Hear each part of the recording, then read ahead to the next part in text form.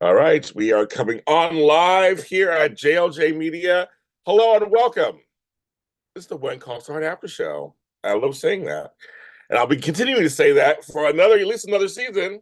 That's right about that. I'm James Lott Jr. And of course, I do this at the end of the season. We've been doing it for about 10 years. Live here at JLJ Media. I'm talking, James. There we go. It's me talking to myself.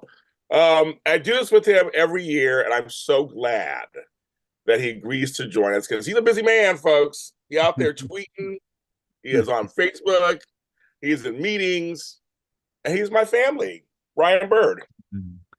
Thank you. You're my brother from a different mother, but we are family, and excited to be back again with you, James. It's our tradition every Monday after the final episode of When Calls the Heart. Let's Yep. keep going. Let's catch up with the Simpsons. We'll be like in walkers by that time. But Oh, yeah, I think I'm almost there already. But when you said that, but remember, I think it was like season 3 or 4. You said something like, "I want to get like the Simpsons."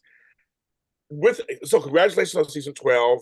Congratulations on the announcement of season 13. Yes. It looks like the end is not nigh. It looks like it could continue to a season 20. I mean, we joked about, seriously, we talked about this over and over again, but literally it could go there, right, Brian? It could. I never thought that would even be a possibility, way back in the day. But the farther we get into this, and the fact that it's still fresh, the storytelling's fresh. We find new ways to break new ground with the episodes and with the storylines. I really do believe this could keep going. And that I don't know if you followed the ratings at all this year, or some of the ways in which shows are being measured these days with all the digital revolution and all the platforms and streamers and Yeah. all of that. There's a lot of ways to watch shows, and so we believe more people are watching now than ever, because they're watching it in a lot of different ways. And there's a particular analytics company called Parrot Analytics, which you probably know about. All the big streamers have hired Parrot Analytics to do their metrics and measure the demand for shows. And they did a report in season 12 about When Calls the Heart. And we are 23 times more in demand, this show, than all the other shows on television. 23 times more. And we rank in the top 3 percentile of all shows in terms of viewer demand. And that includes all the ways in which people interact with the show: social media, watching the show, taping the show, recording the show, watching it later, watching it on different platforms. So we, we had no idea that like it was 23 times more in That's demand right. than other shows. But, we consistently landed in the top 20 on all networks on Sunday nights, right? That includes ABC, NBC, Right. CBS, Fox, all the big Yeah. networks, all the Yeah. cable networks. We're in the top 20 of all shows Yeah. in season 12. And, to be honest, most shows sort of start to get tired. They start to kind of get flabby, like what happens to us in real life. Um, but Yes. you know what? It's not showing up. It's not showing up with this show. And it's not because we're all rocket scientists. It's Right. because the audience is starved to death for this kind of content. And they don't get it anywhere else, or not most places, right? I And don't. and so when you give food to starving people, they will love you and they'll keep coming back for more. So, I'll, yeah. There are two things that I think I want to piggyback off of that, why it is so going. There's shows I was reading a thing about comparing it to a NCIS, mm, the original, how that one got better. Like the ratings got better in season 7, 8. Like it got better. wow. Um, and because like you said, so folks at home, the trajectory usually is first season maybe not so great or great, but you go up and down. The next couple of seasons you go up and down. And then usually by season 4, 5, I mean, we're talking young, I mean, it starts to peter out. It just does, right? Some can last to 7 or 8. That's happening nowadays. But to get to 12, 13, and have the ratings grow in the changing time of how phone, tablets, later on a streaming app, like it's kind of like it's crazy talk, but good crazy talk. Like I mean, it's like you said, it's kind of like, well, also they're finding, so even though their times are changing, they're still saying we want this, and we'll watch it however we can get it. Right. Right. I guess I think one of the big reasons why this show, and also we've carried this show, and I'm saying me too. We've carried this show from the beginning. The fans, the Yes. Hardys have seriously took it in their hands and said, "We like the show. We want to protect it." Mm-hmm. And so every season, everybody's like, "They said not season 9, we're season 10." Like, no matter what happens in the world, it's like everybody wants another season. Like they're not done with the show. I think the audience will tell you when they're done with the show. Yes. Right? Even in TV, you know how this works. I mean, audiences go away after a while. They're like, okay, I'm done. You said everything you could say for us, right? Yeah. Yeah, and maybe there are obviously some fans who sort of just don't feel the vibes anymore and they move on, but that's okay. God bless them. We appreciate their support for the time that they were there, and other newbies find the show, like they'll watch it on Peacock. They never maybe Yes. saw it on the Hallmark Channel, and now all of a sudden, wait, where's this been all my life? And they're catching up and they're watching. And I think that it's not going to be everybody's cup of tea. We can't always please everybody all the time, right? No, no. But and you got to be careful in trying to be all things to all people to become nothing to nobody, right? It's easy. Right. It's easy to go that way. We're not, Yes. we're going to it the mission statement continues. The same mission statement from way back when Michael Landon Jr. and I first built this show. The mission statement has not changed. And we've had new writers come onto the show over the years, new showrunners and so forth. But everybody agrees with the mission statement. And it's not broken. So why try to fix it, right? Keep leaning in, find fresh takes, find new ways to, new wineskins for the old message, right? That idea. And we continue to do that. And I'm so proud of everybody associated with the show, the cast, the crew, the writers, producers. And I'm proud of the community. I'm proud of you. I'm proud of all the people that surround this show with it. It doesn't always meet everybody's need, but there's a sense of goodness, right, about the show, in decency. At a time when the culture is struggling to find goodness and decency, right?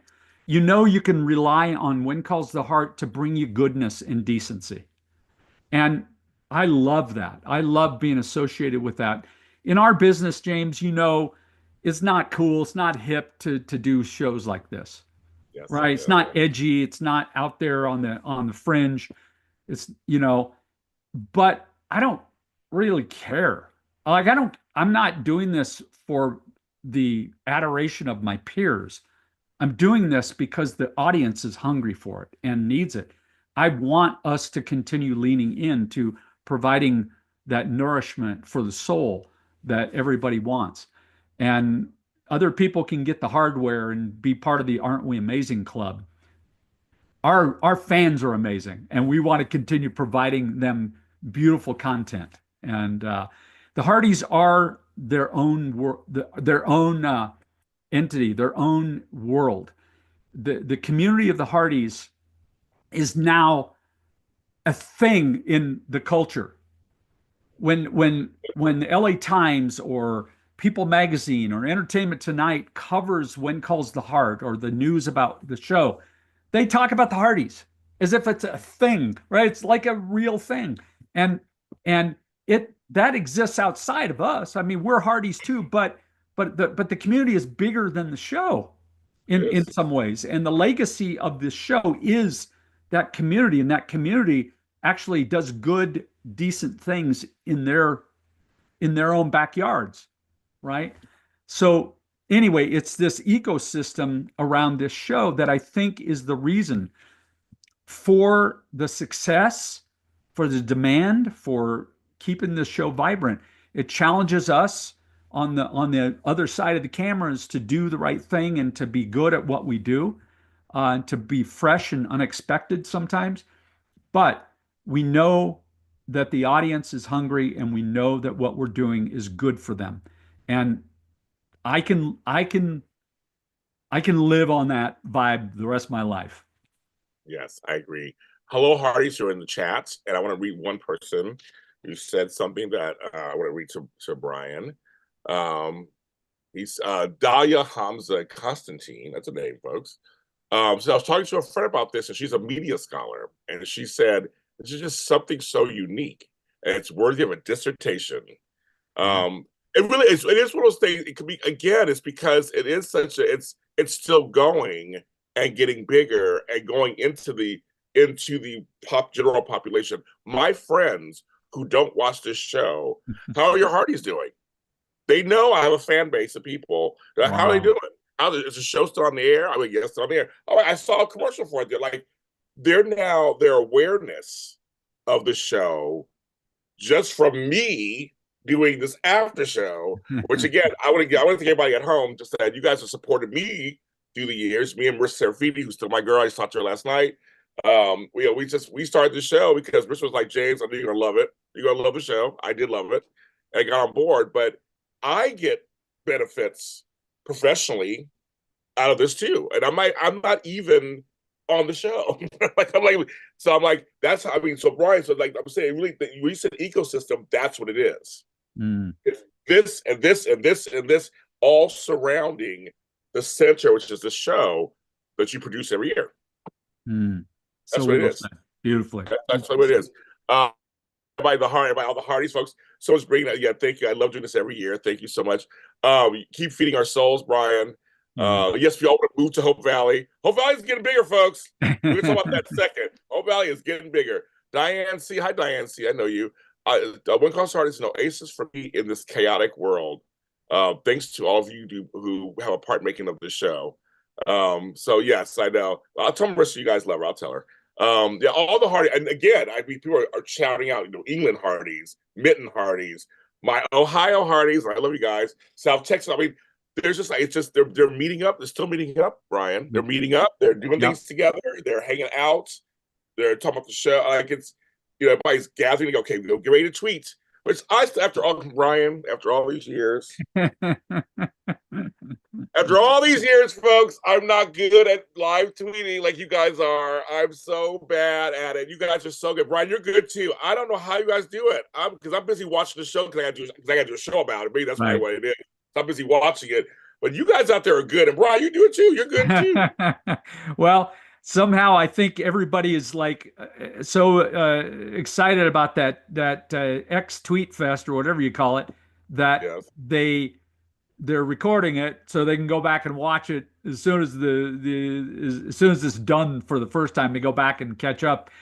Of course, I have it play in the background, and I'm just typing, right? Because I've seen it a few times already. So I guess that's true. That's yeah. true. Yeah. So it's easier for me to be, to be in the middle of the tweet storm. But we trended once again. We've trended all year, on Yeah, X. no, you did. No, you did. No, I know. Yeah. I see it. Yeah. Brian, it's fun, James. So folks, just forgive me. I'm busy taking notes because I have a show to do for you guys on Mondays. So Well, here's what we got to do for you from now on. Your press, you need to get a screener like the other press do. So yes. that's on my list. That's okay. You're gonna join that list. You heard that, folks, right? You heard that. He said that. Okay. I'd love to have that. Then I will attempt to live tweet if that happens. Yes. Yeah. We want you in the middle of that, the middle of the storm, man. And hello, I see Espanol in here. Hola, ¿cómo estás? I'm glad to see you guys are in here. I am half Puerto Rican, so I love seeing we have Spanish fans. I'm more el show con los Hardys. Hello, Eli Mott. Oh, my name's Lott Mott. I love that. So I love it. I see Pia, you're in it too, so everybody's in there. Okay, good. Okay, so we'll get into season 12. But I first want people, if you could share a little bit, not the I don't want the whole process, obviously, but part of the process of outlining a season. Mm. We talked about it a little bit a couple times, a couple seasons ago, a little bit, but I just want to remind people kind of because now I guess season 13. Last time you had season 10 and you had 11 and 12 were approved. This Yes. is what you got 13. So can you tell me a little bit of just kind of like how you okay, season 12 is now done. How do you guys kind of go about the next season? Well, yeah, it's a really symbiotic relationship that the writing staff has with the rest of us. And Michael and I have an initial sort of vision quest, I guess you could call it, with our showrunner before they start working in the room with the writers. Just a reminder of the core values, the mission statement of the show, and what we need to, what we need to preserve and not attempt to, fix because it's not broken. And then part of what happens is that there's a massive brain dump that happens when the writers get together, right? And as in all brainstorms, there are no bad ideas. Right, right, right. That's one of the rules of brainstorming. No bad ideas. Say whatever comes to mind.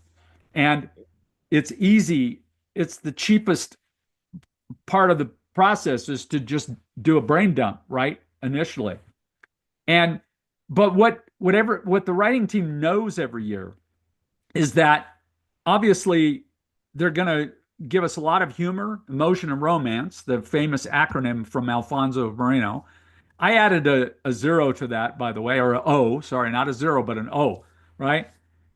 Humor, H, emotion, E, romance, R, and O for optimism.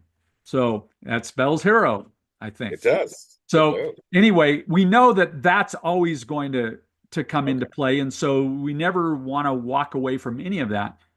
But we also the show is done, we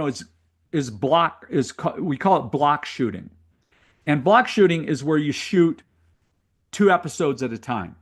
Yeah, I remember you doing that. Yeah. Right.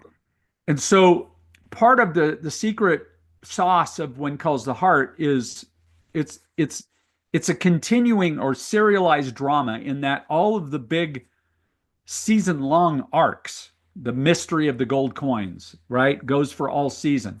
Uh, the the love affair between Nathan and Elizabeth, it's going to go all season, right? So that's a season long arc for those characters, and so we have character arcs or plot arcs that will travel the whole season. But then every 2 episodes, there seems to be a story to fix. Yes. Right.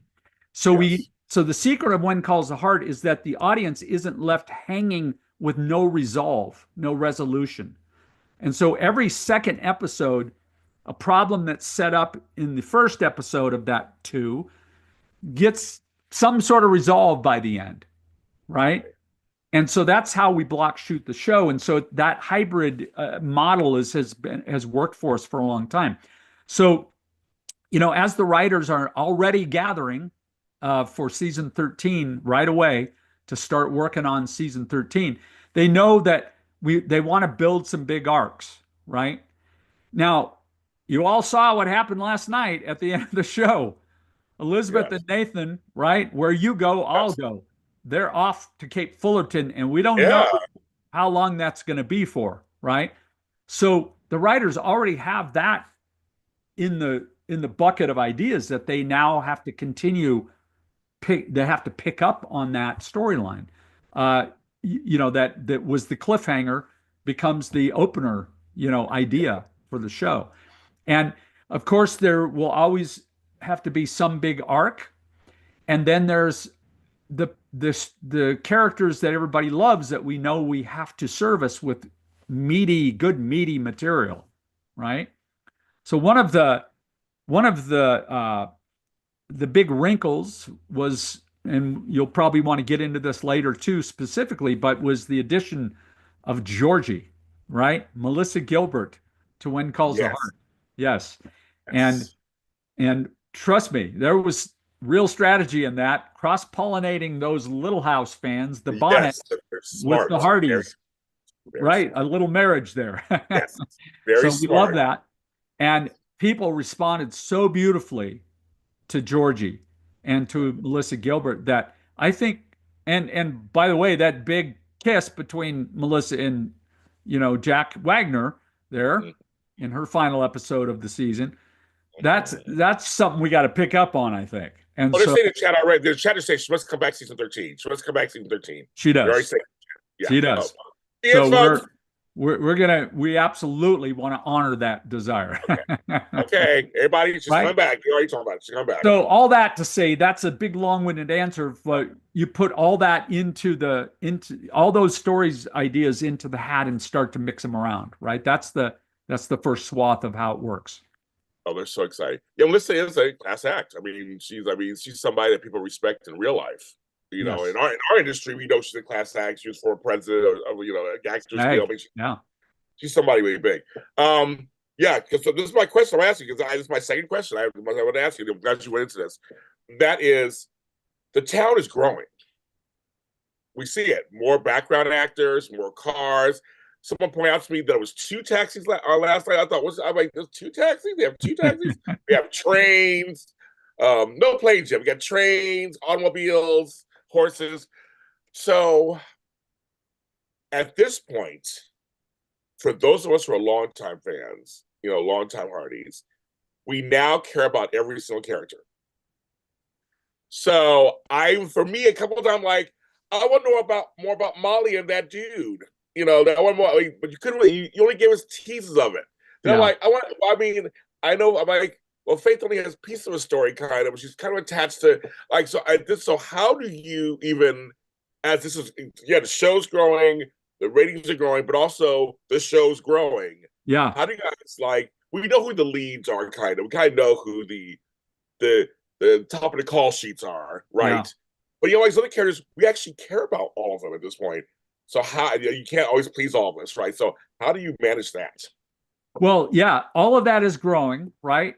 And but what's not growing is the minutes that we have for each episode. I know that's very true. Very We're happy true. to have more if they want to give us more. We would love that, right? That's the answer to the question, folks. That's the answer.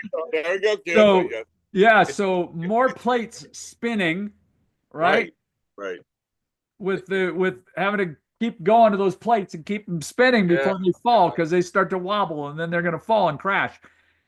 yeah. It's just the job. And we're again, sometimes you have to just give a brush stroke to something that you wish you could go deeper with. And you'd have to just do your best juggling all of that. And and we shoot obviously more than we put on the air because we shoot Yeah. 50, 52, 53 page scripts. Well, Yeah. the rule of thumb is a minute a page. So if we only have 42 minutes TV hour, all right, there's like 10 pages of stuff that probably doesn't make the air. And so it's tricky. We try to service everybody as much as we possibly can. That's the goal. And Yeah. sometimes you have to kind of feature, a Ned and a Molly and their budding romance a little more heavily for a time, right? But then you kind of have to shift to the next person that's been like, hey, I'm still here. I need a little Exactly. attention over here, right? Yeah. And it's tricky. It's very tricky to do. And not only that, we're adding new characters and we're Right. Right. added And we Georgie like and them. we added And we like them too. We like them too. yeah, Edie, we like them too. Edie and Oliver and Georgie. Edwin. Exactly. Yeah. Like So all, I'm saying, we like all of them. We like all the characters to bring on. Dang it. yeah. Dang it. It's not fair. The chat's laughing. Sometimes it's a voice calling from the kitchen, like in French. right? Right, exactly. Well, that was a great answer. That was a great answer. The time doesn't change. That's very true, folks. So I just went back at home. The people say something. That's the reason. Even when I say it, that's the reason. I'm like, I just. But here's the surprise. So I'm gonna um let's highlight a couple of things. And the surprise that got me was actually last night's episode with our girl Natasha, Mm, and who plays Minnie. And again, she wasn't used that much this season, but she was around. And we had the piece of the storyline, of course, with Angela leaving, and I'm going to that was a great, beautiful thing. But it was literally I was in tears when they gave her the quilt for mm, Angela, and then also she's the one at the end, not her husband, not anybody else. She was the one who gave the spirited speech, kind of yes, or rebuttal to Elizabeth at the end, to say, God shows you you're his strongest soldier. Like, I mean, I was sobbing like a baby. Right? I was yes, sobbing like a baby. And it's like I've been there recently. I already care for my mom, lose my stepdad. I've been there. So you just kind of go, okay, guy, I just can't, not anymore, please. right. Yet he knows you can handle it. That's why. So I love that it was her. Like she came Yes. out. I mean, she came out. I was like, oh, it's her, not Rosemary. Not us. So, so I guess we have to trust you guys that you're going, like you said, we brushstroke. You're going to bring someone in for something, right? Yeah. No, it's such a good point you make, James. Um the sharing the wealth of the show with everybody as much as we possibly can. And so yeah, it wasn't the preacher who showed up with the spiritual wisdom, it was his wife. Because Yes. she's probably the source of most of his, right? Yes. Yes. Right? Yes. Yes. And yet she needed that gentle embrace of those women and that community with that beautiful quilt to help her with her own transition of seeing her baby girl now go off to Oh, this college of the blind.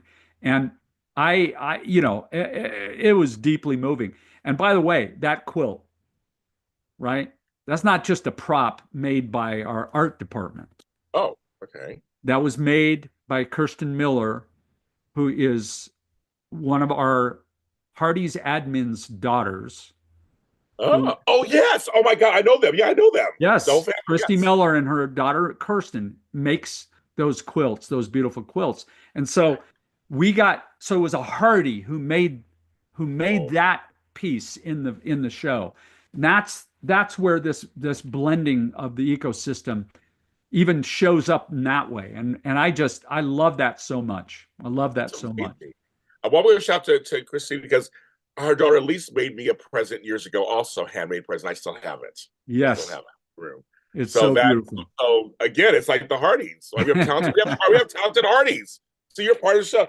Well, how many shows does this ever happen? No other show does this. They don't include somebody from someone who's not on the show. It's That's right. how. And even though Ben Rosenbaum took credit for making that one portion of the quilt, that's actually Kirsten. I did not know. Yeah, I love that. I know that family. I love them. We're friends. That's amazing. Okay, so there's that whole thing. That was very cool. I never thought in a grillion years, as I say grillion, in a grillion years, that good old Henry would be the wise old man everybody comes to.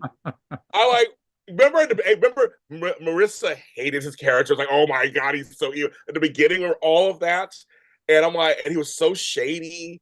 Um, but his arc over these 12 I know. seasons has been amazing, and Martin plays him so well. It's kind of funny, the whole Hazelnut thing, which I don't. Well, I got to ask you about that too. But I just want to say that, just that, speaking of surprises, it's like he's the guy who's had a varied life, so you can kind of go to him about anything. Yeah. He's a good knowledge for everything. So how you feel about that? Because that's just aggressive. That was a nice surprise Well, too. I think that it's part struggle to find good flavors and good new wrinkles for these characters every year that are dramatic and feel like they're full of life. But one thing that, Joy Gregory has talked about, uh, one of our wonderful new writers that came on this year, is she loves the small moments, right? And Henry's whole arc this year was, for me, it was like Breaking Good, right? That show Breaking Bad, man, that was the deconstruction of a good man to Yes. right to an evil man. We're Yes. going the other direction with Henry. He Yes. starts out as this pretty despicable but very ambitious guy, Hmm.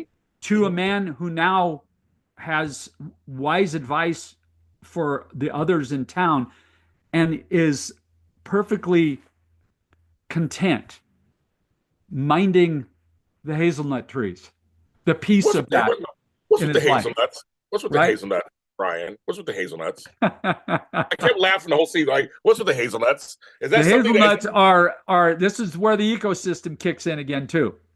So okay? the McKinnis family, which owns the ranch and the Oh farm yeah. that we film on, and they own the town, right, of Jamestown. It's called Jamestown movie Yes. ranch, but Hope Valley when we're there. Um, Yeah.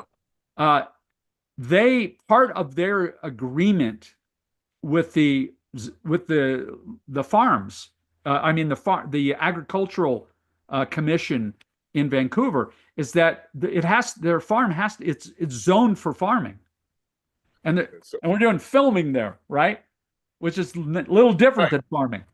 Right. So part of what they had to do on that farm is actually put a hazelnut orchard in for practical reasons, for financial reasons, but also for to keep their to keep the it the status of their farm as an active Okay. farm, right? Yeah. And Yeah. not get taken over by a bunch of people making a TV show, right? So Yes. so the hazelnuts are there for real. They Oh, sell they them, are. right? Oh. Those are real hazelnuts, right? Hazelnut Wow. trees. So they have an orchard there that they started and that is there for good now. And so it's there. Why not use it for the show? Right? Yeah. No, I didn't know it's there for real. That is crazy, folks. You guys know that at home? I didn't know that. I didn't know it was for real. Oh wow. So when the kids were pulling, they were really pulling the hazelnuts, weren't they? Yes. Oh, how funny! Isn't that great? What great. That It's is just funny. great. I love the just the textures of all of that in the show, but also part of real life, right? And Yeah. that little song they sing, as they're packing Yeah. up the hazelnut. Yeah. Oh, that was so good. It was so But good. you also used them, which was funny when because okay, Lee this season, everybody knows I've been commenting on Lee. He's been a little shady this season in a funny way towards Lucas. He's hilarious. And Yes. when he had all those hazelnuts in his old office, Yes. Taking over the governor's office. yes, like Hazelnut oops, he's boxes. all oops. Yeah. That was hilarious. I just thought that, but those hazelnuts made me laugh. I was like, I like hazelnut coffee. I guess I like it. So I mean, it's fine. But that was a big surprise. Also, um, just one last thing with the Angela and Minnie thing. They were dealing with children, Yes. and it doesn't matter what age. And I don't know about you, Brian. So I had one daughter who went to college cross country, and we went to drop her off. Mm. Now I was a mess. Her mother was okay. She was holding it together. I'm the one who's falling apart as I'm leaving her leaving her dorm. And it's like, they call me daddy. Daddy, like really? But I mean, I love you. I'm so happy you're here. You got it. She went to St. John's in New York. I'm so proud of her. I have family back there. My grandmother was back there. You can watch her. But I mean, me leaving her dorm room to go back to the hotel to go fly out, I was a mess. I'm like, this is not fair. So I'm glad you guys touched on that. It was something that both of them, mother to mother, Yes. connecting, even though it was two situations that were different, but also two chronic situations. Yes. Linus doesn't go away, Kids with and special I needs.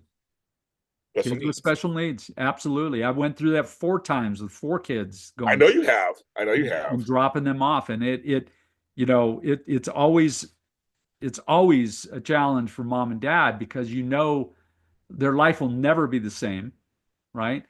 For the good or bad, right? So Right. Right. because then you're losing control, you're losing your touch of Oh, and your ability to keep accountable, with them sometimes. But it's part of the necessary growth arc for every human being to distinguish themselves as themselves without just inheriting everything from their mom and dad, right? And yeah. so, yeah, very, very universal. That we always try to do that on the show is to have You do. storylines that are great equalizers for the You do. audience, Yeah, right? you do. And when we're talking, we're now. So I mentioned the town is growing. And we'll get some more characters, folks. We'll get some more characters. The chat is like, yes. Are you going to have bags at the next HFR hazelnuts? They're laughing. They're laughing about that. It would be great if, in addition to honey, Barbara Laird says, and Peter says, so relatable. My son is in the third year of college. I still cry when we drop him off after visits. I know it's tough. I'm the hard dad. It's like I don't fall apart, and I'm like I'm a big crybaby now. As I got older, Brian, I cried everything about Oh everything. yeah, Like yeah. now I got grandkids. It's even worse now because I'm trying. I mean, they take a step and like, oh my god, oh my god. I mean, just like I love it. It's like it's not fair, you guys. I'm softening up as I get older. Um, Another thing. So the town is growing, but also we're in the late 20s. So you mentioned we got radio, which I want to talk about that. So I want to talk about that. I want to talk about that. But we have references like Buster Keaton, Mhm. Stern's Cold Medicine. Because folks, if you watch my show, I look this stuff up for real and tell you about it. Alternative learning, comic books. Like you guys always do this. I say it every year. You guys always are relatable, but you're leading into so when you choose. That's another thing in your planning process. You have people like looking up, like, okay, what's kind of happening also. That 100%. yeah. Yeah. Yeah. Yeah, we look at the history books, Okay. right? Okay. And make sure that sometimes you have to fudge a few things, Oh well, yeah. fudge the years or whatever. A song, Yes. no, that song wasn't written for 2 more years. Well, too bad. It works for the show. Um, but yeah, so in the insulin and the diabetes was a Yeah. perfect example. I know we'll probably hit that too, but Yeah. it it that's another example of letting history work for you, right? So we got the Charleston, we got the music, we got the flapper gowns, we got the Roaring Twenties going, Yes. the comic Yes. books that you mentioned, and the explosion of radio in Yes. small towns and across the country. A huge uh, technological advancement, right? And so Yes. we've tried to follow those trend lines through history, right? With the phone and the telegraph wires and those things coming to town. But boy, radio just opens up all kinds of opportunities. Oh, listen, folks. I mean, and Brian's knows either. I don't understand. So for me, growing up, radio was everything. It's the radio shows in the morning. I wanted to be on the radio. My voice turned deep like at 13. One day I was like, hi. And I was like, hi. And people were like, what happened? So I always had this voice, right? So for me, I was like, it wasn't TV. Ironically, I'm in television now, but it wasn't TV. So when before I got to AfterBuzz TV, I got my first radio show. So I came to AfterBuzz TV with a radio show, a weekly Mhm. radio show on organizing.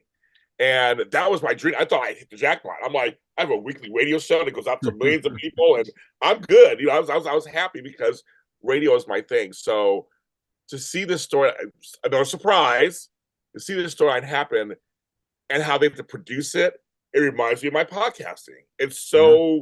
It's so similar and making the sounds and how you can't rely on visuals. And so I was like personally, I really enjoyed all the radio shenanigans and Yeah. So how and good. even all the little side talk like news on the radio. Like, I mean, that's kind of crazy, because newspapers are still so big, right? Now, where's the newspaper now? But like, it's kind of like all the little side talk about that. I don't know if it'll work, and we should do a baseball game Yes. on radio. Like, I'm like, It's like it's such a and ubiquitous a drama right? on the radio. We hit all And the high drama on the points, radio. right? I do audio dramas. I produced audio dramas. I love them.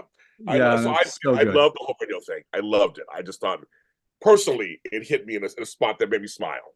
Nice, nice. Me I too. love that. Me too. It was really good. So those are good too. Um, another a breakout couple who's not a couple yet. Actually, they're not really a couple yet.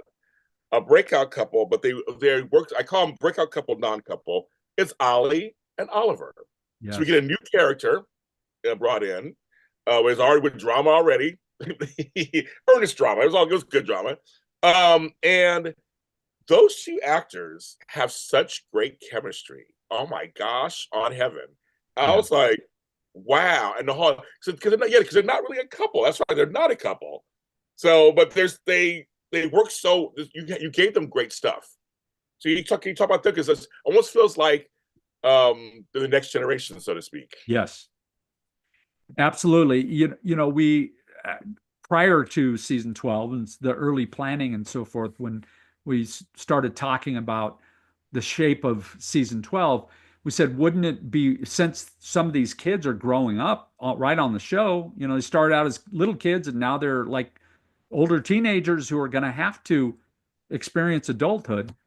What if we, you know, instead of like added a romance, another romance for, you know, one of the older characters, let's add a romance for this younger set, right, of kids in town. And so Allie sort of was the perfect uh place to start there because you've got her single dad who's in love with Elizabeth, but who's only learning how to become a dad, and he's got a teenager for a daughter at this point, right? So what about that? How's he going to deal with the young man showing up at his door, right? To take her Oh, out on a yes. date. So we just felt like that was a nice, fresh wrinkle on romance in the town, is to put it, let the teenagers have, you know, and they had their birthday dance party, right? That was such a scandal to Molly and to everybody Yeah. else. Like, oh, what's going Yes. to happen there, right? These Yes. kids reading their comic books and letting and being, you know, they're being corrupted, right? It's Yeah. like just like the same stuff we say nowadays, right? Yes, So, it is. Yes. but we just thought, you know, what a wonderful new wrinkle to that. And then we also said, okay, let's get an older romance going. Well, actually, a couple of them between Ned Yeah. and Molly, but also, you know, for Bill Avery. So, Oh, and yeah. Yeah. yeah. So, but yes, love the idea of young love, young romance. Them trying to find their way in that. It doesn't always work so nicely. Had a little bit of a love triangle there for a couple of episodes with the guy with all the hair. You know, it's Yeah. like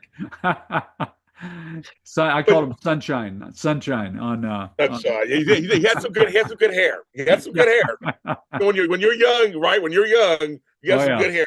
That's what happens. You have some good Yeah. hair. You Yeah. have some good hair. No, it's what reminds me of the first couple of seasons. You know, Yes. we had old, well, I mean, second and third and fourth, we had it.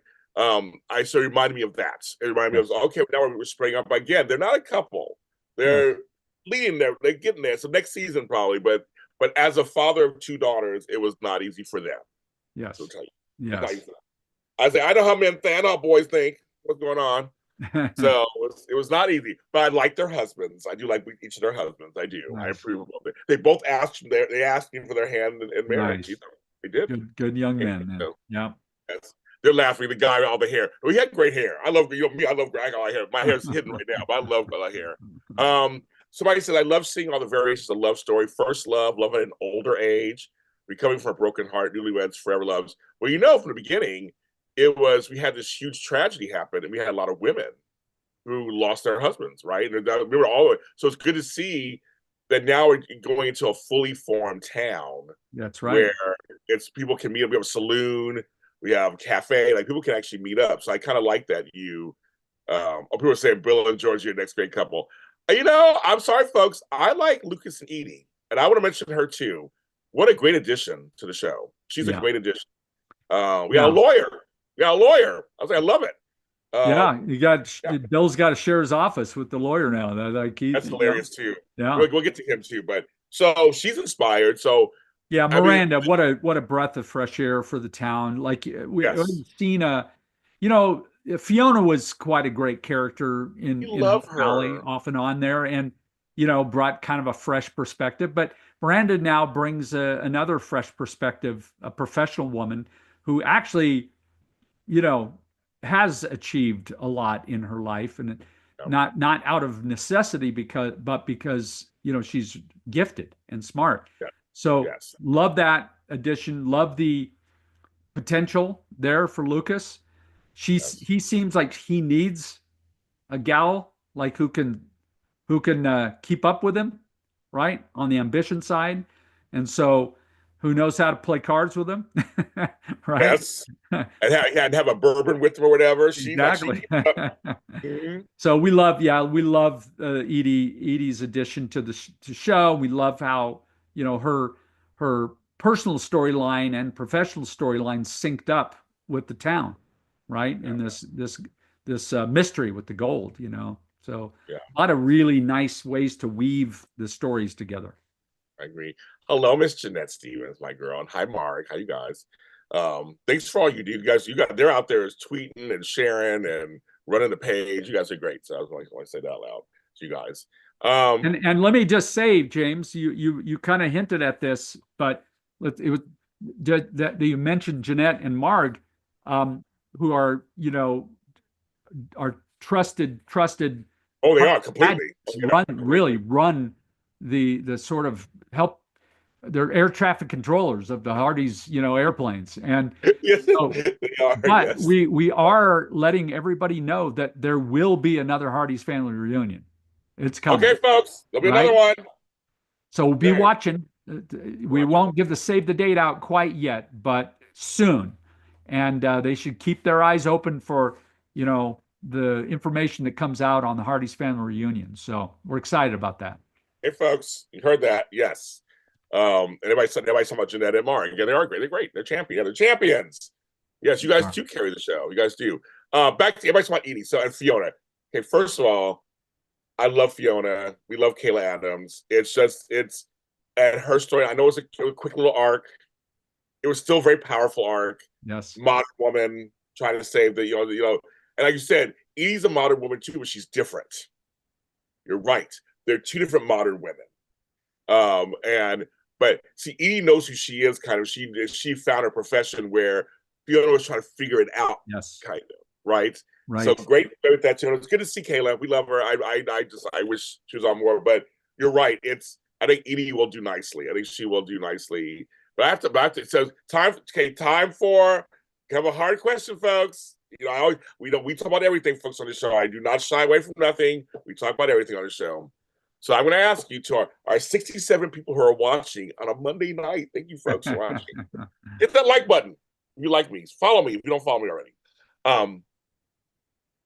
So how do I phrase this thing? Lucas. So we already established that Elizabeth has chosen Nathan, of course. Yes. So how hard, soft, easy, not easy was it to decide to kind of push Lucas towards another woman on the show? We brought back his bad ex, obviously, and then she got taken away and have her.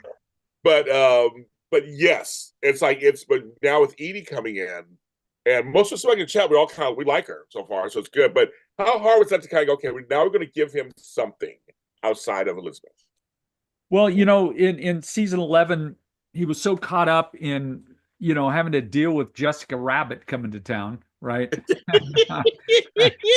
And it's drawn that way. Yeah, exactly. And former Flame, but also he was recovering from, being shot, right? Oh, yeah. And so he had lost his memory. And so there just was all this intrigue around that mystery of who shot Lucas. And so we wanted to give him an aspiration for season 12. And that's why this idea of the national park came together, right? Oh. A way to give back. And it's not just about money and a resort and a big hotel, but it's about preserving nature for people to enjoy forever, right? And so in giving back, the governor is stepping on toes, professionally, right? And probably sacrificing the job by doing so. But we wanted to give him a a foil, not a foil, but somebody who was on opposite sides with him for a while, right? Even though we sensed the attraction there Oh yeah. immediately, right? Oh yeah. The Yeah. sparks there were there for both of them, but Yeah. she's at she's at odds with him, right? They're trying to make this uneasy truce together, even though they're on literally opposite. She's representing these cattle ranchers. So, and he's trying to preserve his dream to give back to the province.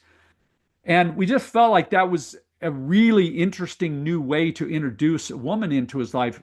Not somebody who was trying to manipulate him, but somebody who's on opposite sides of an issue with him, right? Yeah. Because Yeah. how do you bridge that gap?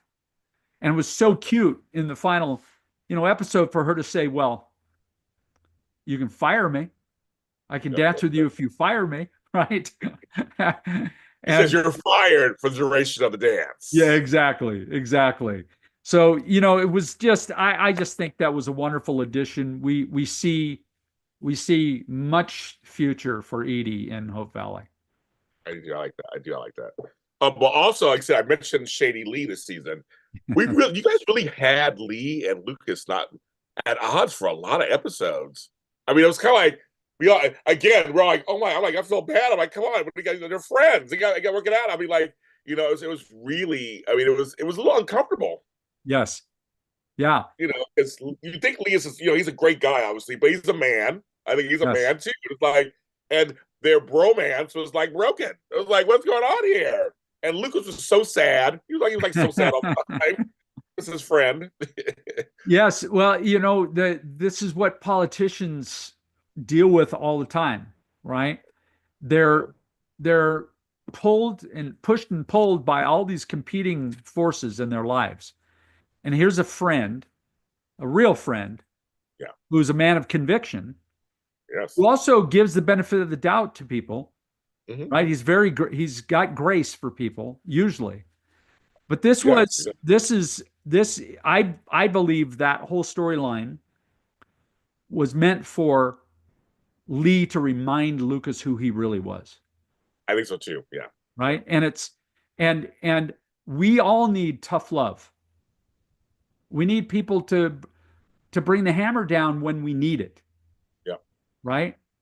And Sure. even though Lucas was misunderstood, and he felt misunderstood, he felt like, I'm trying to be a good guy, I'm trying to do the right thing for everybody. Well, at some point you have to take a stand, Yep. right? Even if it means sacrificing your office, your elected office, to do it. And Lee was a rock for him in that way. And so that TLC that he was giving him was was painful for him too. Hmm. He didn't like it. He didn't like No. doing that, No. right? Opening up a can of whoop a on his buddy. Yes. Yes. Right. All right. I mean, it really felt. It really, and like I said, they say in chat. In the end, Lucas did the right thing, but they figured out a way by way of Allie and Oliver. They found a Yes. way kind of in there. So you took two. We'll get to that alternative learning storyline later, but you literally took two stories, kind of brought them together. So the whole once again the mission, the town comes together for a problem. But it was uncomfortable watching them fight so long. It was just like, okay, folks. I'm like, we're gonna be friends again. It was just kind of like, it was like, wait a minute, this is not fair at all. But you're right. I think because he had Edwin, who I love that character. Whoever that guy is hilarious. He plays that smarmy character so well. But Lucas was like, but he's good too. Like he's there for a reason also. Yes. And 100. Lee does not like him at all. But the shade that Lee gives him, every time he sees him, he is not a fan of Edwin. It makes me laugh every time. But you're right. But they're both are like two sides of the coin for Lucas. Yes. You say you gotta do this, you gotta do this, and then again, Henry comes in from the heavens, comes down with a piece of wisdom, like he did. But he said, "You might have to give up your office." But there's things you can do in the meantime. He was like, he said, there's things you can do. There's executive orders. There's things you can do in the meantime. Like, again, Henry coming to the rescue, so to speak.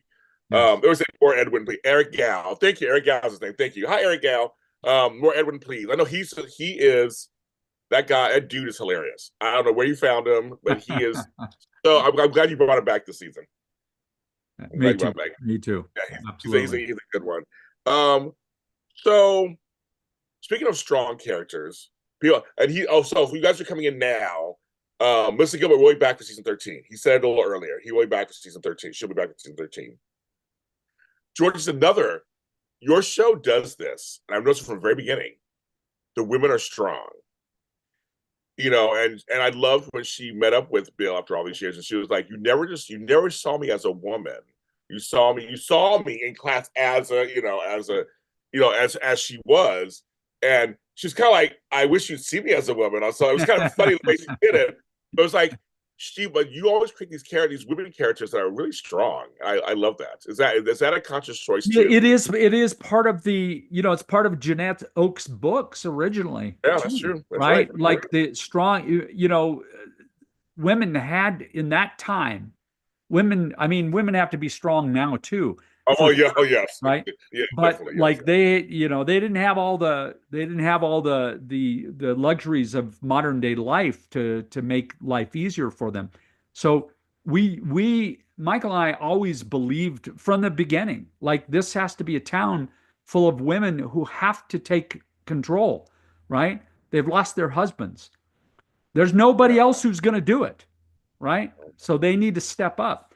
And I, I personally believe that it's the moms and the women who save the world, right? I agree. We I agree. need them to save the world because we mess things up as men, and we need the moms to step up, and they do. They're the glue that hold us all together.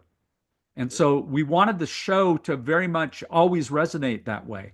And yeah, like uh there's different facets of the diamond, right? So Fiona and Edie and everybody's got a different facet on that diamond, but it's hard, right? That those Yeah. diamonds will cut anything. Yes. And so we love the different facets, but it's always about these are the people that are the glue that hold life together. Yes, I agree.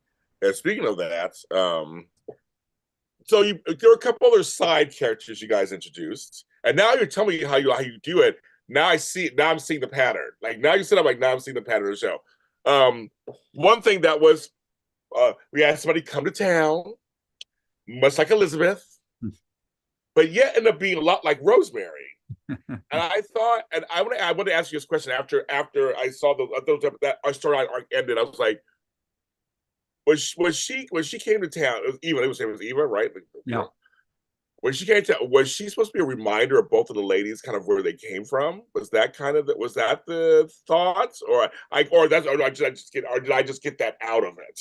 I I don't, I'm not. well, I do what I loved with the reveal for Eva is that when she finally did reveal why she was there, Yeah, right? She was running a con on right, everybody for a while, right? Because she was in hiding from the Pinkertons who were right, after her, right? Even though it was not her fault, she was a shill for this other guy who was really the confidence man. And so, what I loved about that is that she came to a place that she had read about in a book, yep, right? Like maybe I can have a life there like the rest of these people. Maybe I don't have to be running from anybody here. And I think there's an idea, there's a mirror that we're holding up to the Hardys and to the audience, right? yeah, That this show and this world of Hope Valley is a place we hear it all the time. You hear it all the time. I want to live there, right, right?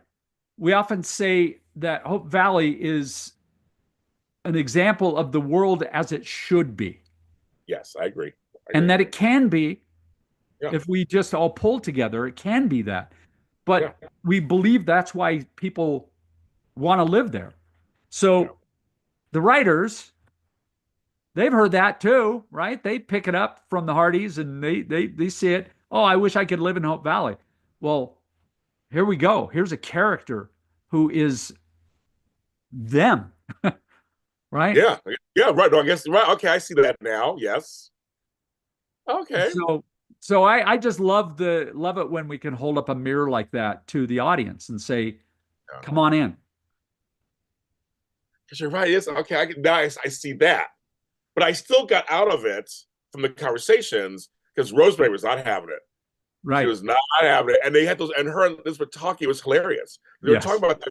Remember when we were young too? Like when we get older, you and I have done it. It's like when we're young, you do it. Like, and so it's like I thought so I see what you're saying now, but I still got out of it. That was kind of like reminding them of where they. Because I think that's lovely. Yeah, I think that's a lovely analysis of it because that is part of it, right? Because she actually did have talent, right? right, And so right, she for Rosemary, it's like, why she's challenging me in my own backyard here. What is this about? yes, Right? that's what it was. Yeah. Yes. Yeah. No, very good. Very good analysis. I loved it. I loved it. Oh my god, so funny. Um, then he brought back Wyatt. So younger Yes. character, bringing him back, a little older, like I said, the hair and everything. So he was on for a few. So so what was his purpose too? Also, can you tell me what his purpose was? Kind of just like Well, bring back. yeah, part of that is, we knew that there should be a teenage romance, and Allie was like the perfect candidate to set up for that, given her dad is the Mountie, right? And so it Right. creates pressure and friction there on the dating front for her. But we also like the idea of a young girl trying to figure out what mattered when it comes to a boy, right? And here comes Sunshine, Wyatt, with all of his hair and his good looks and all that. And he's back in town. He was a kid here. And now he's back and he's getting a job and, and shaking his hair out all the time. And like Fabio comes to town, right? Oh god, totally. Yeah, totally. Yeah, totally. And so I do think it's about helping Allie understand like what love really means, right? And all of us had these encounters with people who are not right for us back in the True. day, Yeah, right? true. And you part of the learning curve for young people is sometimes you got to stub your toe in order to learn how to walk right. And Yeah. we think that is, that was absolutely that little 2 episode love triangle that happened was also kind of a great reminder of what really matters to young people. I like that. Maysu and Hickam. So I'm thinking that Hickam at this point is the heart of the show, the heart of the town. He has to be at this point. He is a man of all trades. He may be a little nervous half the time. I did laugh when I came back and the place was flooded. I went through the same thing, kind of, folks. So I was like, oh, I understand that. And they couldn't get that. They couldn't get a honeymoon to save their lives, but they did help save little Jack's life. Yes. You got to see a little bit of their lives, and then at the end, of course, them getting a trip from going to Miami. I love Miami, folks. So we're going to Miami. So with them, because they were our marriage of last season, and we didn't have any marriages this season. We'll get to that later. But they're now our couple. So, Yes. what were your thoughts? So, are you happy with how their storyline's going so far? Oh yeah, no, I loved the Bickersons there when they first got home from their honeymoon that didn't go very well. I Right? know. That was a great reveal. That was a great reveal. Like, oh, it didn't Yes. go well. Yes. Because it's like, again, to try to bring true life into the storytelling, right? Like we all have the fiasco trips that happen for us, and we so the if you're what we call an early settler on the story breaking side, early settlers, you go, oh yeah, that must be it. That's good. Let's just stick with that, right? But when you're not an early settler, you go, okay, well, everybody's going to be expecting them to have had a marvelous honeymoon, Right. right? Right. Everybody's expecting that, right? Because it's a nice place. It's a place full of goodness. So then somebody pitches, well, wait, what if it wasn't a good trip, I like right? that. Now we got actually something to work with, right? Yeah. Right? And you Yeah. build conflict and you put people at odds, and that's good. That's just good storytelling, when you're trying to be fresh and unexpected with people and Yeah. with the stories. So yeah, May Sue and Mike, what a great couple. And I love how they did save the day at the end. They're sacrificed their beautiful second honeymoon for little Jack. It was a no-brainer. Yeah. Everybody steps up when crises happen, right? In a town like this. Yeah, they do. That's good. And we're gonna lead into that now because it's what a surprise. Because Little Jack's been Little Jack. Nothing major. We talked about his dad last season. It looks like that. It was just like, okay. And when he threw this diabetes storyline in there, which is very timely, still very timely, the different types of diabetes and the whole thing. We did that. It was, I mean, because you guys always do great kid stories. This kid story, I think, rivals Cody back in the day. Yes. And I was thinking about that. I was like, what was the last kid story that was like that? I mean, when it came to illness, it was like that sick. Right. And that was scary because we know diabetes is not, it's treatable, but there's no cure for it. Right. And back then, like I was curious how this works. I don't know. I didn't know. I looked it up later, but I didn't know much about like, I'm like, well, yeah, how do they do that? And they're in rural, and you guys addressed all that. So who came up with the diabetes? Who decided to come up with that story? Yeah. We mentioned this earlier. This always check in the history books, right, for the year that we're in, and see what was going on at the time. And it just so happened that in 1922 in Toronto is where insulin was I read discovered, that. right? That. Yeah. Like that's real truth. That's real. That really happened, and it absolutely revolutionized an incurable illness that actually was a killer back then, right? I'm diabetic. I've been diabetic for 20 years, Oh, right? okay. I'm not on insulin. I have been, all the medicines now are so fantastic that it sort of controls things. Uh, it's a chronic illness that you can live with, Okay. right? That nowadays, but you couldn't live with it back then.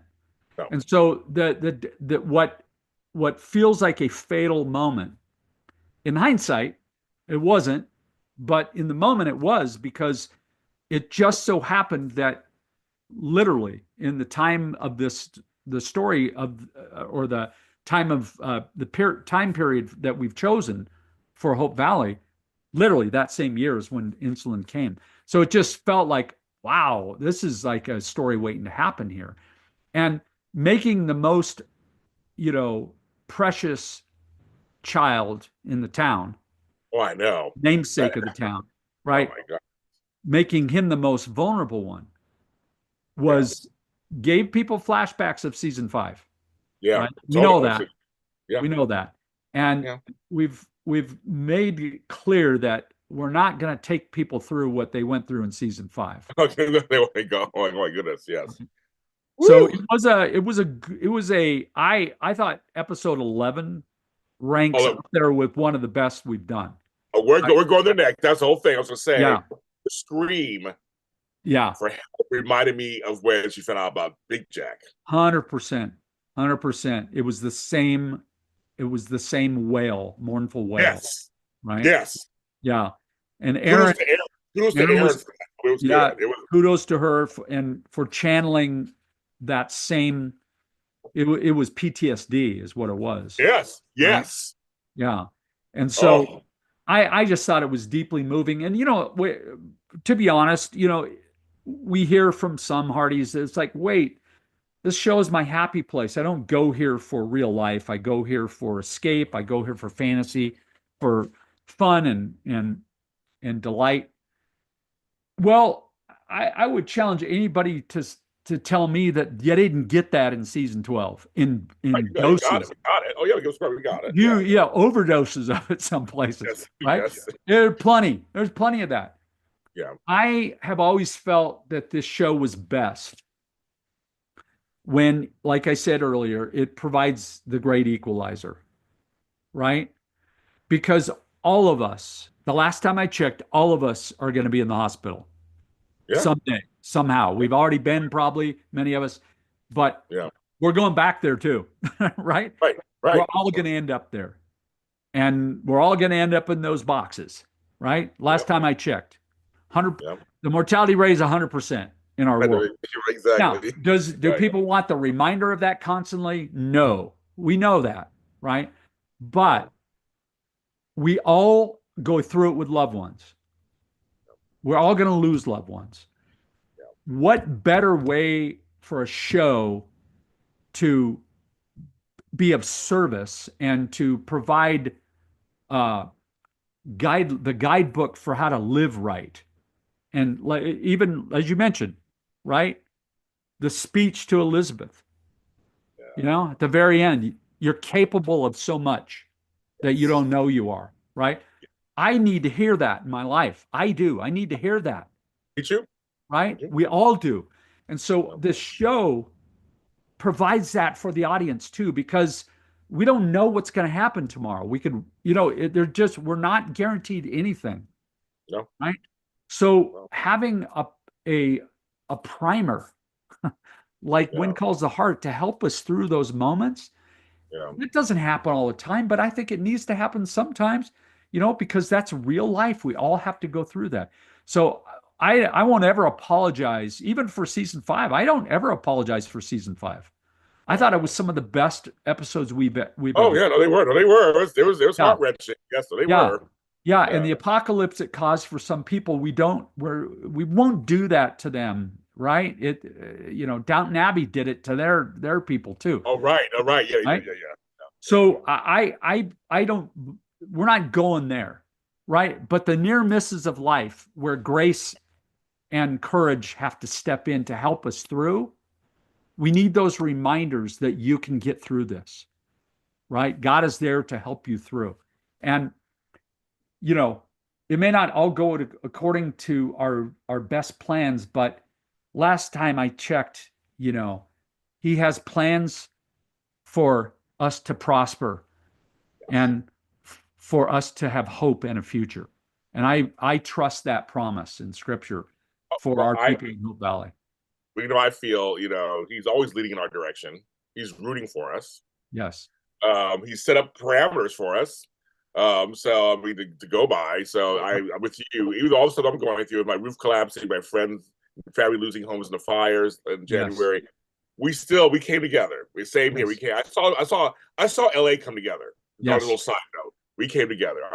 We really did, and so I was out there doing stuff. We were all doing stuff. So I agree with you. I feel he says never to worry. So as long as you trust in him, you don't worry.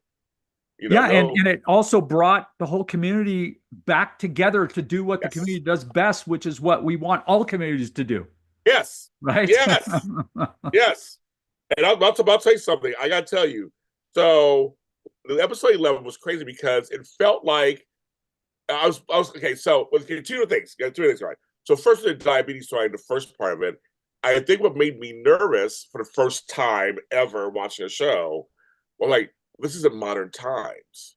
So I'm going because I can watch Grey's Anatomy and everything. Oh, they can fix it. It's a modern or Chicago med. But I'm like Yes. 1920s. He's a little kid, and I know they didn't survive back then. So I'm like, how does this even? And I'm a former nurse, folks. But I'm just like, I didn't work back in 1920s.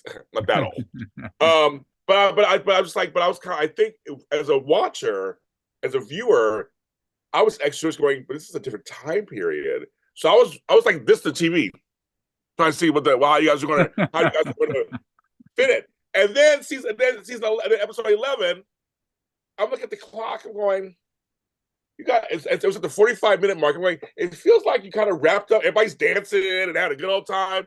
And I'm like, you wrapped up the coin story and you wrapped up this and they had the graduation. I'm like, what's going on? I'm like, but there's no big clip. I think so. They kept thinking, well, maybe because we don't know if we have a season 13, maybe they're going to end it on a note that's pleasant. I'm like, that would be different. They end the season with no cliffhanger or whatever. I'm like, they say, well, James, Boom. after the commercial break, Ryan Bird. I'm like, okay, I'm like, where's tissues? Right Yeah. here. Yeah. Tissue. You guys surprised us so hard with that. But she was like, Jack, honey, man, she was like, he wouldn't wake up, scared the Yeah. out of me.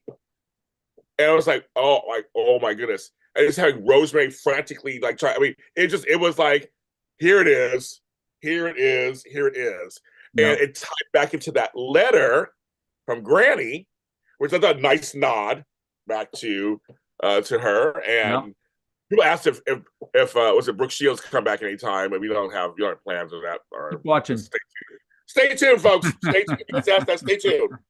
We got another season. Stay tuned. Oh my God, that's funny. Going to Fulton. Oh my God, they go to Fulton. Okay, never mind. Yes, there's okay. You might just stay tuned, right? I'm not. It just hit me, Brian. Just hit me. I'm a little slow sometimes, but just hit me.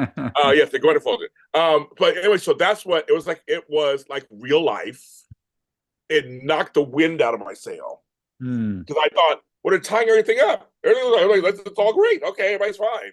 And then again, right, the whole town had to come together again to figure this out. And she had to make that decision as a mother. Make that decision was would be best. And when she said to Faith, would you do it? Yes. Yes. It was like, just no question. And then a bad batch came to town. Like I guess that could happen. I mean, that totally could happen. Yeah, it was important for it to be refrigerated properly, or it would just be ineffective. Right. So this is all just historical stuff. Yeah. But yeah, what it is, you as a parent, I'm a parent, you drop everything. Yes. In an emergency. Nothing else matters. Nope. No other consideration. Nope. You do what must be done. And that's what happened there. And I loved that. I loved the pain in Rosemary. Saying, what is going to happen here? But I'm going to go find the train schedules for you. Right. So it's like everybody steps up and they'll do what must be done. Right. Yeah. And Minnie coming with the food and the beautiful words of wisdom there. Yes. And Elizabeth having to leave without knowing if she would get to talk to Nathan, and she didn't. And then he catches up with her. That's beautiful. You got me there too. I'm like, oh my God, they're going to leave it where they miss each other. And I'm like, oh, that'd be a cliffhanger. That would be a cliffhanger too. Yep. I was like, oh no. They meet up and we're family. And they ride off into the night. Where you go, family. I go. Where you go, I go. Exactly. And this is Jeanette Oak would have written that in the original When Calls the Heart book. Yes. Elizabeth and Wynn in that original book. Yes, I remember that. Wynn, right? Yep, so, I remember that. Right? She's taken off in the train, and he rides the horse and catches up to the train and jumps in the train, and they have their moment in the train car. Right? That's exactly what we did here.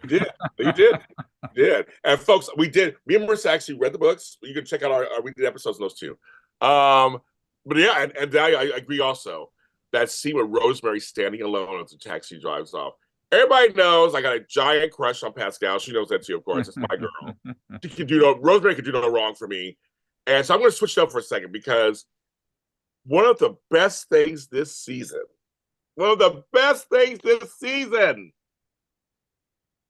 Bill and Rosemary sleuthing together. That was genius, you guys.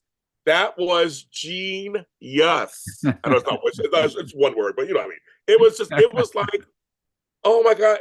And it's just because Bill is so grumpy in a wonderful way. Yes. I always say he's the anti-hero, so to speak, but he loves everybody. But then she's just so Elizabeth. She's so Rosemary. It's like, but they really did work so well together.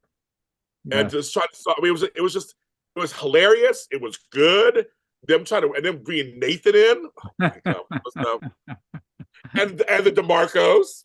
But we got the chat room up there, the DeMarcos. Oh yeah. I just thought that was inspired. I just want to mention that was inspired too, and how much you guys enjoy that.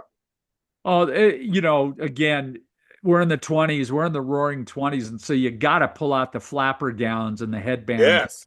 And all of that, and the tuxes, and get a Charleston going. That actually was so fun for me to see happen.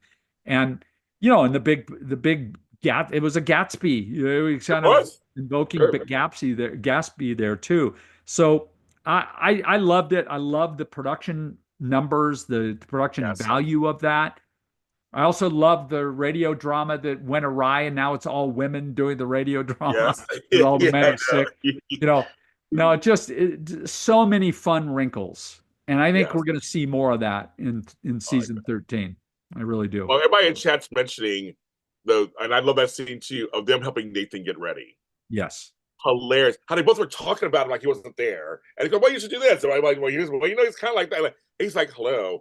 You gotta But then he, walk. You gotta walk like a criminal, dude. You it walk was like a so mountie. good. It was so, oh my, so everybody in chat, so I know you guys, I agree with you. It was such a fun, but they're all great. Bill and Rosemary are too good.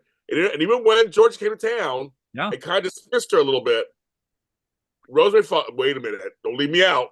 And he didn't. He came her Came later. back, and I even like that. Georgie gave her props for the legend she built for DeMarco. Did. It She was, did. She yeah. did. I was like, that was good. Like I said, the party scene was extraordinary. Yes, it was very cool. I love anything you can do dancing. I love that.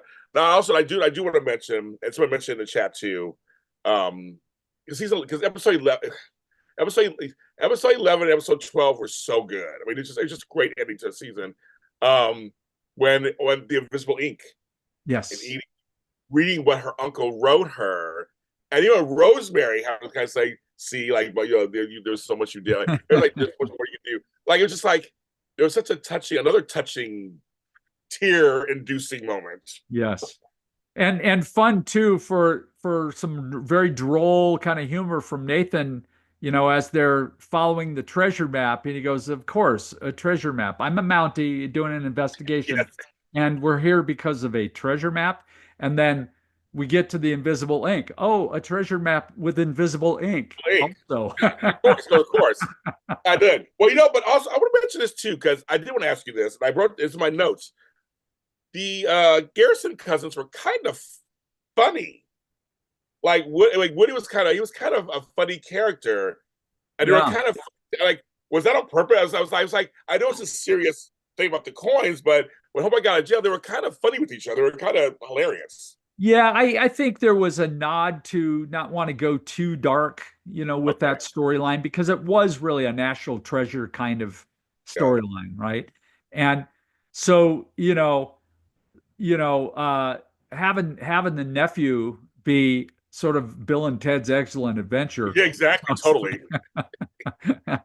kind of adult coming to yeah. town trying to They help were him. fun. I was like, Yeah, they were fun. yeah. And then we had a nice mean guy, McGinty. Oh, he mean. Yeah, He is. he definitely, he was definitely a good villain this season, Yes, right? yes, And yes. and to even kind of mock the children or the teenagers, right? The way he did was pretty dark. But it Yes. made for a good bad guy to beat. There was a great scene moment where Nathan's holding homeboy back from he says something about her, and then he has to hold Nathan back, but he says something about Allie. So it's kind of like, okay, I love that. It was a great subtle scene. It was just yeah. I guess it's like he was trying to calm down, it was fine. But he talked about Allie. He was like, wait a minute, They was like, wait a minute. So I thought I that was was waiting for one of them to punch him. He just yeah, wanted me one too, of them to me punch too. him. I thought it was Yeah. good. That was a lot of fun. Well, last but not least, I say this all on purpose. Say it at the end. Of course, we had a great season and everything. So we talk about Nathan and Elizabeth. So people were asking me, there was no wedding this season. So was that a conscious choice? Was it more about building their relationship? Yeah, one of the things that I love most about that, even though, we catch some flack for progressing the relationship slowly, it took 5 years for Jack to wed Elizabeth. 5 seasons. It So did. we're not there yet, folks. Yes. So for me, it's like the power of throwing Nathan and Elizabeth truly into the deep end of the parenting pool that we've done, right? For Nathan, he has to like he's only now getting his feet under him about being a dad this Yeah. season, right? And his daughter's grown up on him already, and he's now he has to worry about Like, what are these boys coming around here? You know? And, but, but on the other side of it, he's got this vulnerable young boy, right? That he feels truly like a protective responsibility for, right? Because of their own origin story. Yeah. And I love that, just that interesting wrinkle, that dramatic wrinkle of giving little Jack diabetes, what it does to that relationship, right? Not only does Elizabeth have to deal with the big why question, why me, which I mean, we've never really heard her go there, almost like a crisis of faith Yeah. that I she's agree. having. And to have Nathan be this big strong guy who's supposed to beat the bad guy. He cannot beat this bad guy ever, right? And so he has to rally around little Jack. And I think there's an important part of them learning how to be parents, even though they're not married yet, right? Like learning those hard lessons and those important lessons of what it means to protect your family. Um, I love that we were able to delay the wedding for those reasons, right? It's some of the best TV we've done. And it was unexpected. What was expected? Oh, they're going to get married. Yeah. This is not expected. Right. And so now we're teed up for the future. And by the way, whether or not we were reading the tea leaves about season 13, right? Yes. It's always going to be a decision that the network has to make. We will never, ever not do a cliffhanger at the end of a season. Even if it looks like it's ending. I think the only way we would ever not do that at the end of a season is if we choose to end the show. Okay. Okay. That makes sense? Yeah, and they're saying in the chat, I totally get what you're saying, Brian.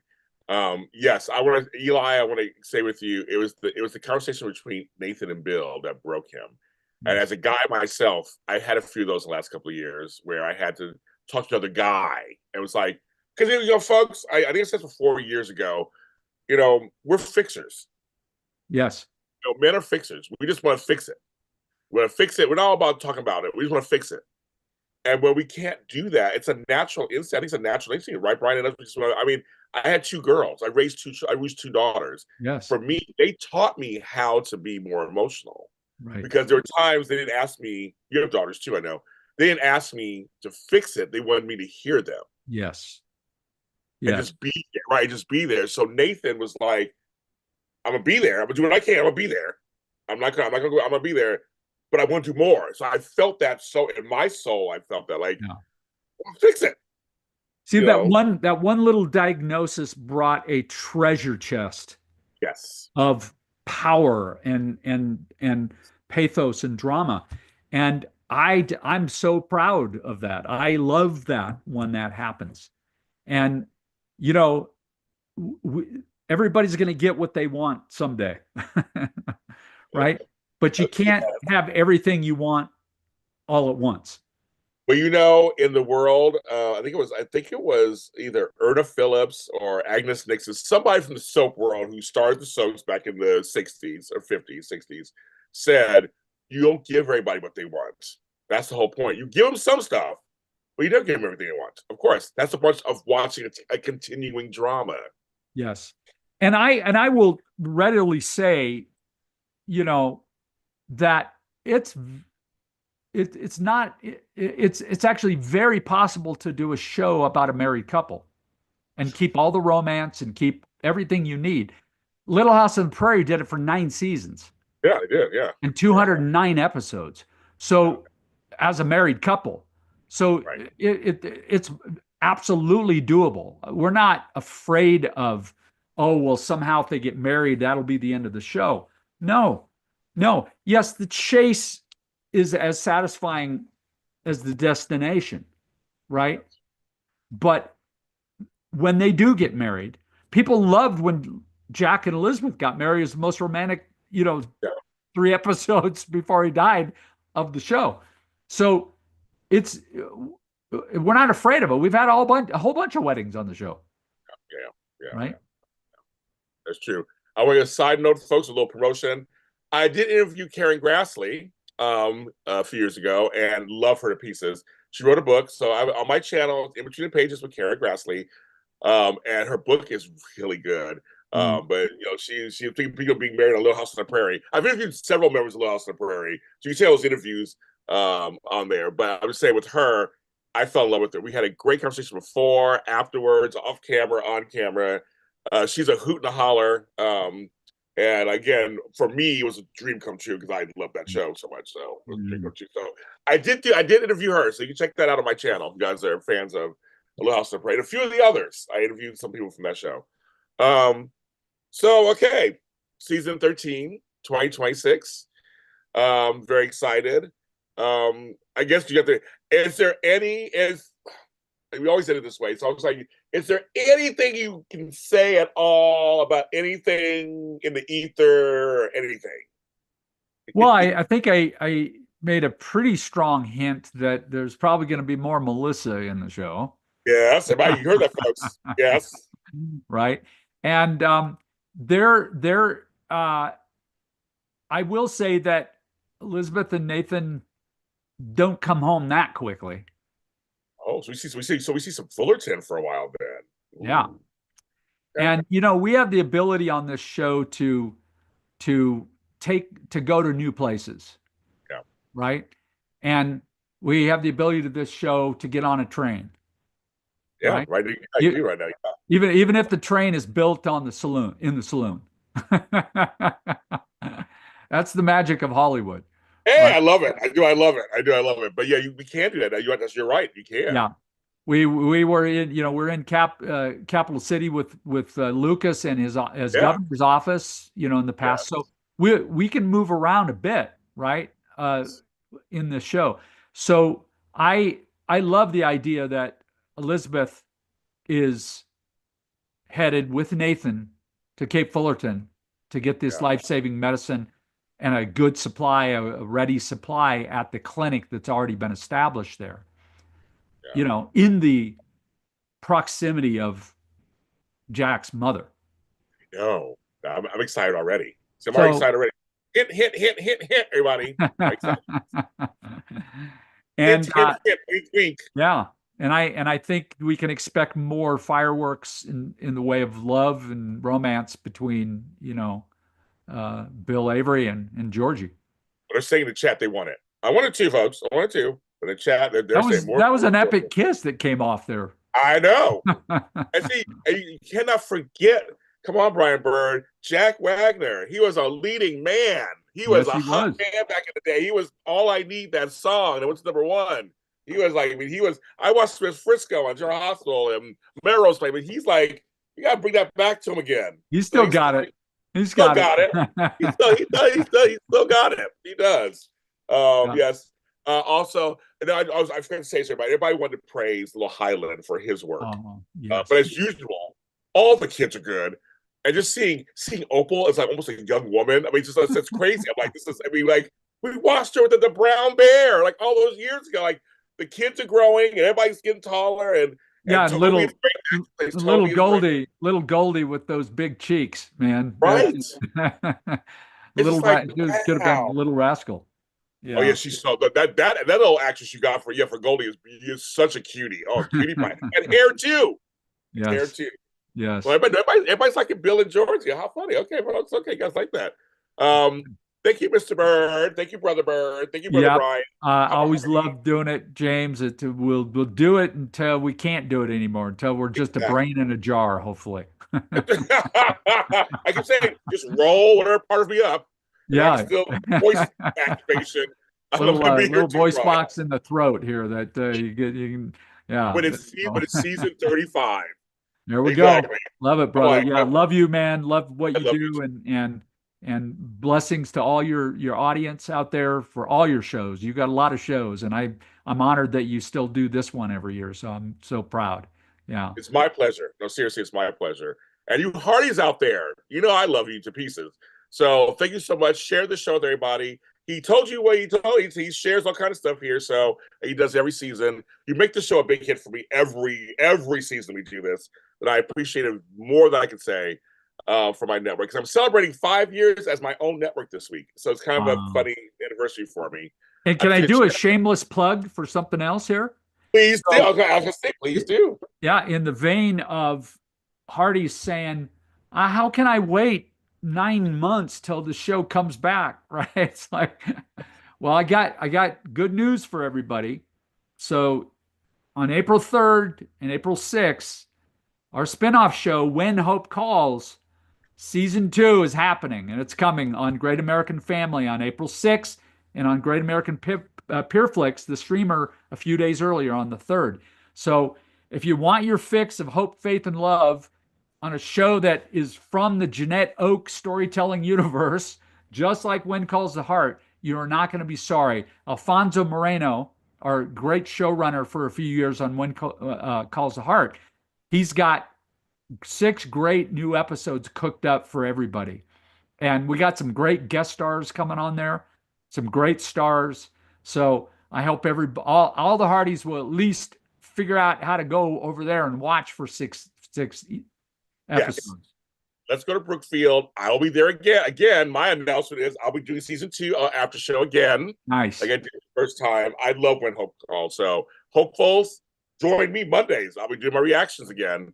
So please, so seriously, we're gonna promote that show too. We're gonna promote both of them. So awesome. Yes, that's a great thing. Yes, you want to check that out again. These are shows you are asking for. He is delivering. Papa Hardy is delivering them to you. You asked for them. Here they are. They're here for you. And everybody, take care of yourselves out there. I know we have strange weather all over the place. Wherever you're going, just be careful where you are. And again, like I said, I'll be back next season also, like they will, talking about this. And we'll see you next time. Thanks for joining us. God bless.